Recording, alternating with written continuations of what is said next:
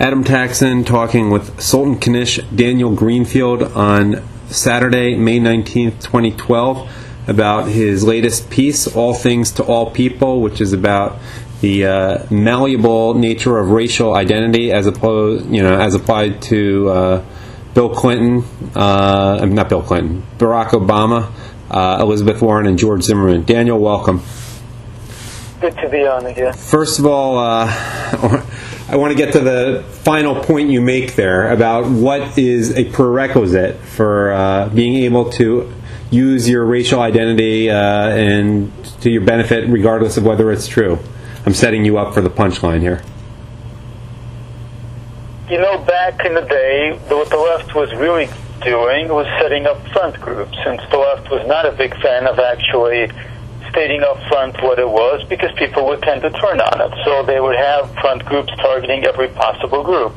To do that, you have to have a very flexible identity. The prerequisite of having a flexible identity is being a liberal and pursuing the liberal political agenda.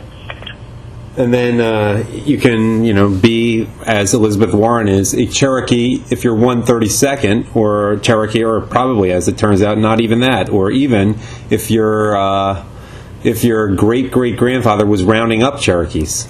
Any thoughts about Elizabeth Warren in general, and whether she's going to survive this? Well, she's imploding wonderfully. A few months back, she was supposed to be the liberal action hero who would convince the country that all of us had to be subservient to the government for our own good. And now she's becoming another Martha Coakley, which is entertaining. Right. George Zimmerman, you have some commentary on there as well. I mean, it may not be anything that people haven't heard. That's certainly gotten enough coverage. But your thoughts about the way George Zimmerman is being made into the ultimate racist cracker? When they jumped on George Zimmerman, there wasn't a file photo yet. They assumed that you would have a fairly simple black and white case, literally black and white. Instead, the black and white case turned out to be sort of black and brown, which isn't something that they wanted to deal with. But they continued pushing the narrative over and over again because their own worldview, the worldview that they insist on having, is black and white, because that's what gives them power. They need to be the ones who mandate justice, the arc of justice between black and white. And for that to work, George Zimmerman has to be white regardless of what he actually is. We're speculating here, but do you think part of the way this happened was them not only not looking at the picture of George Zimmerman, I'm talking about Al Sharpton, Jesse Jackson, and their ilk, but they saw the name Zimmerman and they figured it was, maybe they were thinking about Bob Dylan, a Jewish name, when it isn't even always a Jewish name. And do you think they just sort of went with it even though it wasn't true? Or am I just speculating too much? Absolutely. They were thinking that this is going to be a white guy, a Jewish guy, either way. It's going to be somebody that they can very easily paint as this big white oppressor who is doing the bidding of the NRA and the white police state, so on and so forth.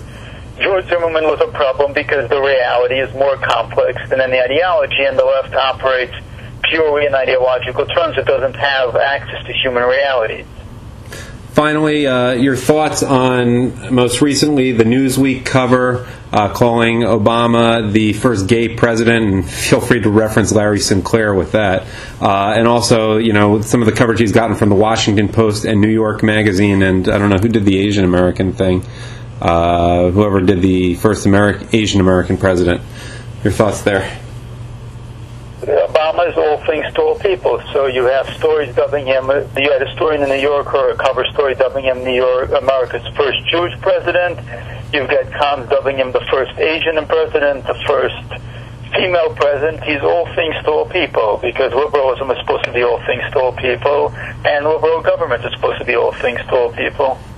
And is there an Alinskyite aspect to all of that? It's very creepy, because what it really says is that human identity doesn't matter, race doesn't matter, even though we talk about it all the time. Religion doesn't matter. What really matters is allegiance to the government, and any other identity, race, or religion is just there to convince people to be liberals. The column is All Things to All People, and I've been talking with Sultan Knish Daniel Greenfield, whose work can be found at sultanknish.blogspot.com. Thank you for your time, Daniel. Sure.